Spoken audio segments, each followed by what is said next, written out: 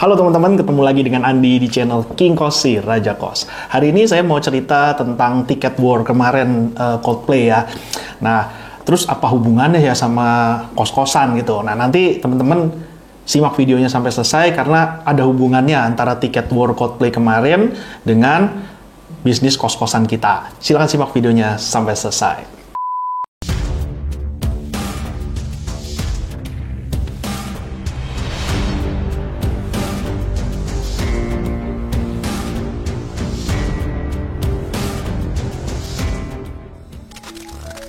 Terus terang aja saya kemarin sempat ikut dan saya merasakan bahwa ini ada insight-insight yang bagus yang saya mau sharing ke teman-teman semua. Meskipun kelihatannya nggak ada hubungannya antara beli tiket Coldplay sama kos-kosan tuh hubungannya apa gitu. Tapi ternyata ada insight-insight yang saya dapatkan pada saat saya melakukan pembelian tiket Coldplay tersebut.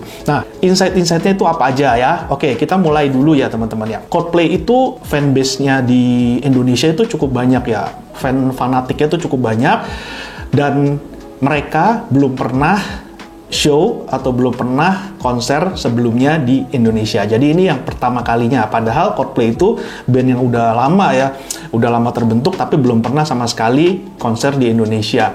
Nah, tahun 2017 tuh pernah mau konser tapi ternyata dibatalkan gitu karena ada waktu itu sih alasannya katanya GBK tuh lagi direnovasi. Nah, akhirnya 2023 ini mereka memutuskan untuk konser di Indonesia. Nah, ini ya, kalau kita lihat bahwa yang pertama mereka punya keunikan atau kelebihan dari band-band yang lain. Yang pertama itu mereka bandnya sudah terbentuk lama, terus mereka belum pernah konser di Indonesia, fanbase-nya di Indonesia banyak, dan lagu-lagunya banyak sekali yang hits gitu. Nah, itu yang membuat konser mereka kemarin itu tiketnya bener-bener diserbu orang ya. Jadi antriannya itu luar biasa banget. Saya kemarin itu cerita aja kemarin itu saya sempet pakai dua gadget ya, satu laptop, satunya iPhone.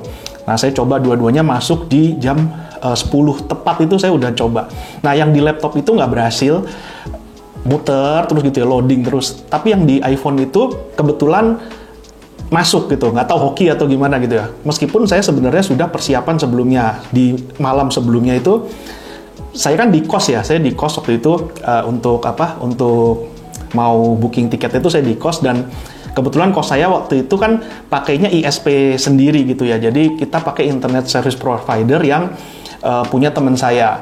Nah, jadi bukan pakai IndiHome, bukan pakai Biznet, bukan pakai provider yang dijual umum. Jadi saya punya tower sendiri dan itu langsung nembak ke provider yang punya teman saya itu. Nah, waktu di malam harinya, saya mikir, wah ini kalau mau war gini kan harus pertama syaratnya adalah internet ya, koneksi internetnya itu bagus dan speednya bagus, stabil gitu. Nah, waktu malam sebelumnya saya udah bilang, tolong ya, ini saya mau beli tiket Coldplay, tolong bandwidth-nya dipolin gitu, dimaksimalin untuk akses saya gitu. Nah, mungkin gara-gara itu juga saya nggak tahu, tanggal 17 itu kan memang dibuka khusus untuk yang punya BCA. Jadi kemungkinan besar memang kansnya untuk masuk itu lebih besar daripada nanti yang di tanggal 19 itu ya. Kan penjualan tiket itu 17, 18, 19. Nah, yang 19 itu untuk umum, sedangkan yang 17 itu khusus pemilik kartu kredit atau kartu debit BCA. Pokoknya nasabah BCA deh. Nah, singkat cerita, jam 10 lewat 2 menit, ini antrian saya itu sudah ke 9.000. Jadi, nggak terlalu banyak sih sebenarnya ya. Jadi, 10 lewat 2 menit itu, saya tinggal ada waktu tunggunya tuh 46 menit, dan di depan saya tuh ada 9.000 orang. Dan ini udah pasti dapet ya. Karena teman saya screenshot antrian dia udah di 156.000. Jadi di depannya itu udah ada 156.000 orang. Dan saya yakin, wah kayaknya nggak bakal dapet itu. Karena tiket yang dijual kan cuma sekitar 50.000 atau 60.000 seat gitu. Kalau udah 156.000 yang antri ya udah kemungkinan nggak dapet gitu. Nah, di sini akhirnya sabar nunggu selama 46 menit. Terus sambil memantau, ini ada yang udah full book, terus ada yang masih available gitu. Nah, ini teman-teman, saya mau cerita, ini insight yang saya dapat ya. Kalau teman-teman di sini perhatikan ya, ini yang ultimate experience ini yang kategori 1 itu kan paling mahal ya, 11 juta. Terus ini yang nomor 6 itu adalah yang paling murah. Nah, insight-nya apa nih di sini teman-teman kita bisa ambil? Bahwa ternyata kita kalau setting harga ya, kita setting harga di kos-kosan ya. Dan ini banyak sekali kejadian juga di bisnis-bisnis yang lain. Nah, di kos-kosan itu, kalau kita setting harga atau misalnya kita mentarget market yang benar-benar high class, yang harganya super mahal, itu bagus. Atau pilihannya kita men-setting harga yang murah banget, itu juga bagus. Nah, pasarnya dua ini tuh yang biasanya akan lebih cepat terserap ya. Jadi hampir sama nih dengan tiket Coldplay ya. Jadi teman-teman yang Ultimate Experience ini itu harga 11 juta udah full book, sedangkan yang kategori 6 ini yang lokasinya itu di mana? Nah, ini lokasinya paling belakang ya, paling belakang di tribun. Dan yang ini kategori 1 yang Ultimate itu paling cepat laku, karena yang ini paling mahal dan ini paling murah. Oke, kita nggak ngomong yang kategori 8 ini ya, karena kategori 8 ini sama kategori 7 ini restricted view, itu maksudnya dia nggak bisa lihat ke panggung secara langsung gitu. Jadi bisa dibilang dia nggak bisa ngelihat apa-apa, datang konser cuma ngelihat hype-nya aja, tapi nggak bisa ngelihat pentasnya di panggung, itu nggak kelihatan, ketutupan speaker, ketutupan tiang, ketutupan macem-macem lah pokoknya. Nah, jadi kalau teman-teman mau bikin kos, saran saya ya ini sebenarnya bukan salah kita setting harga yang di tengah-tengah, juga sebenarnya nggak salah juga, cuma persaingannya itu akan dengan kos-kosan yang lain yang selevel itu akan sangat banyak. Beda halnya dengan kalau kita setting harga yang sangat mahal atau sangat murah sekalian. Begitu juga kalau kita lihat di restoran-restoran ya, ada restoran yang sangat mahal banget tapi banyak dicari orang. Begitu juga kalau yang restoran sangat murah sekali, itu juga bisa laris. Sedangkan restoran yang di tengah, yang harganya biasa-biasa aja, itu biasanya crowd-nya tuh juga biasa-biasa aja, karena persaingannya banyak dan warung-warung makan atau restoran yang lain yang setting harga segitu juga banyak gitu. Jadi tidak ada yang unik, nggak ada yang spesial, nggak ada yang membedakan. Nah, terus insight yang kedua adalah selain harga ya, di Ultimate Experience ini kenapa kok dia paling laku? Karena dia memberikan suatu benefit atau added value yang benar-benar sulit untuk ditolak ya. Maksudnya gimana? Di yang kategori 1 Ultimate Experience ini, itu kita dapat merchandise khusus ya, yang didesain khusus buat orang yang punya tiket ini. Terus yang kemudian dia juga dapat tour ke backstage. Nah, tour di backstage itu kan benar-benar suatu added value yang benar-benar susah untuk didapatkan di tempat lain. Bahkan mungkin nggak ada ya, di kategori yang lainnya itu nggak ada, cuma ada kategori 1 itu. Makanya dengan adanya benefit atau added value yang ditambahkan itu, akhirnya tiket yang Ultimate Experience ini yang dijual dengan harga yang 11 juta itu biasanya full, bukan biasanya ya, memang full dalam tempo beberapa menit doang. Waktu saya akses itu masuk, setelah saya nunggu ini kurang lebih 46 menit, itu saya masuk yang Ultimate Experience itu juga udah full gitu. Nah, akhirnya saya waktu itu mikir, kalau misalnya kategori 1 di sini, ini kan berarti kan VVIP tadi ya, yang harga 11 juta. Saya ngincer yang kategori 2 aja deh, supaya bisa deket sama yang kategori 1. Karena kan otomatis kalau kita deket kategori 1, otomatis kita deket sama tempat VVIP gitu. Jadi kalau akan diprioritaskan lah kalau yang di daerah sini gitu. Itu pemikiran saya sih ya, karena saya mikir, wah kalau tempat lain mungkin nanti pelayanannya, bukan pelayanan ya, maksudnya settingannya, terus nanti sound systemnya segala macam mungkin akan kurang begitu maksimal dibandingin kalau saya mendekati yang kategori 1 ini. Nah, singkat cerita teman-teman, tadi insight-nya udah dapet ya.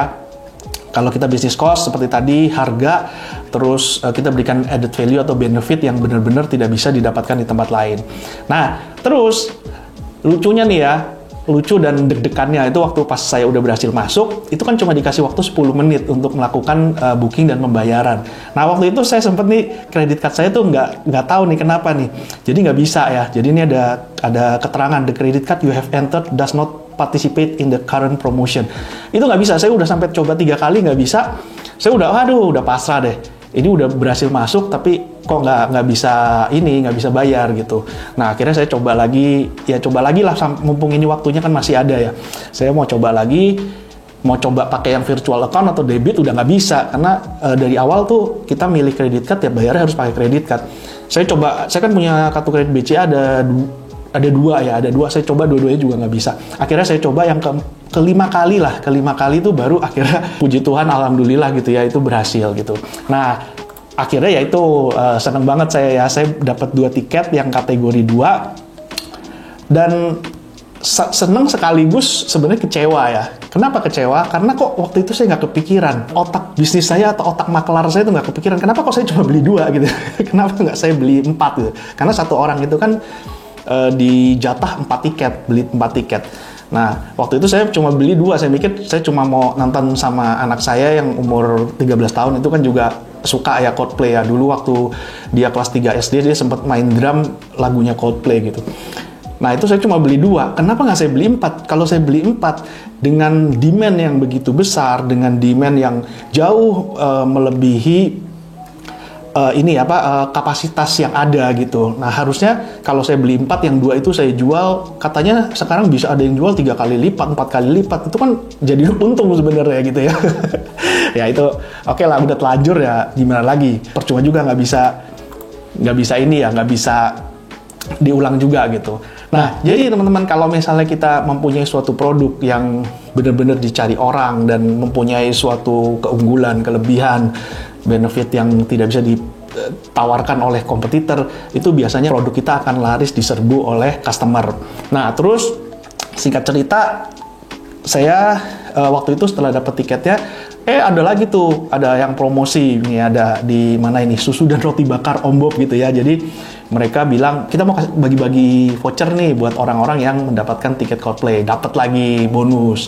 Jadi waktu itu saya iseng-iseng daftar, dan ini katanya dapatkan karena saya punya 2 tiket, akhirnya saya dapat 2 voucher dengan nilai vouchernya itu 100.000. Nah, waktu itu lumayan kan, saya pikir ini ada syarat dan ketentuan berlakunya nggak? Katanya pertama sih enggak gitu, karena dia bilang ini murni 100.000 bisa dipakai buat beli apapun gitu tanpa ada syarat dan ketentuan. Tapi ternyata terakhir dia bilang harus reservasi dulu ya kak gitu. Terus lo kenapa harus reservasi? Karena mereka mau bikin kayak semacam, dia mau bikin konten gitu. Jadi dia bagi voucher ke kita, itu sebenarnya kita mau dijadikan konten gitu. Ya saya mikir waduh ternyata ada, itu mah sama aja ada syarat dan ketentuannya gitu. Nah terus saya mikir ya nantilah coba kalau memang ada waktu, dan karena bayar sendiri pun juga sebenarnya sanggup ya, karena itu kan juga harganya juga nggak terlalu mahal gitu. Nah ini yang insight yang keberapa nih? Insight yang ketiga ya, insight ketiga bahwa sama kalau kita membeli properti ya, kita membeli properti itu kita harus untung di depan. Ya, jadi kita bukan untung pada saat menjual. Nah ini saya beli tiket Coldplay ini saya untung di depan. Kenapa? Karena setelah saya beli, saya dapat voucher 200.000. Nah itu bisa dibilang insight yang sama pada saat kita kalau mau beli properti, kita harus untung di depan. Oke, nah seru kan? Saya sekarang mikir gini, kalau saya kan selalu ngomong ya di video-video saya yang sebelumnya juga saya selalu ngomong bahwa kita kalau jatuh cinta itu jangan sama propertinya, tapi jatuh cintalah sama cuannya, sama cash flow-nya, sama profitnya gitu. Nah, saya jadi kepikiran nih, ini kalau misalnya tiket ini ya, saya nggak boleh jatuh cinta kan sama bandnya gitu, sama konsernya gitu. Saya harus jatuh cinta sama cuannya, sama cash flow-nya. Saya langsung mikir, ini apa gua jual aja gitu ya, siapa tahu ada yang mau beli 3 kali lipat atau 4 kali lipat gitu dari harga yang saya beli, itu apa gua jual aja gitu, apa gua jual satu, yang satu lagi nanti gua pakai sendiri gitu. Nah itu istilahnya gini ya, jadi kalau kita mau ngefans atau kita mau suka sesuatu itu jangan terlalu fanatik. Jadi kalau kita beli properti pun kita juga jangan terlalu fanatik dengan properti tersebut, karena nanti kalau kita terlalu fanatik, kita terlalu cinta sama properti tersebut, maka kita akan bisa melewatkan peluang-peluang kita untuk mendapatkan profit. Jadi misalnya kita beli properti itu karena kita suka banget nih sama properti ini gitu. Terus kita akhirnya nanti ternyata dapat tawaran, terus kita sayang nih, gue suka banget sama properti itu. Akhirnya kita nggak bisa jual, nggak dapat untung gitu. Nah teman-teman, kalau teman-teman mungkin mau nonton Coldplay sama saya, beli tiket yang saya tahu, nanti anak saya bilang nggak usah ikut lah gitu. Soalnya anak saya juga masih umur 13 tahun ya. Saya juga khawatir juga, anak saya cewek, saya mau bawa ke konser yang puluhan ribu orang gitu, saya mikir, aduh nanti aman apa enggak gitu. Saya juga lagi mikir-mikir ini, apa yang satu saya jual aja. Nanti teman-teman kalau berminat coba ya, tulis di kolom komentar berapa Anda berani bayar untuk satu tiket Coldplay ini. Siapa tahu nanti bisa nonton sama saya gitu ya. Jadi calo juga nih akhirnya.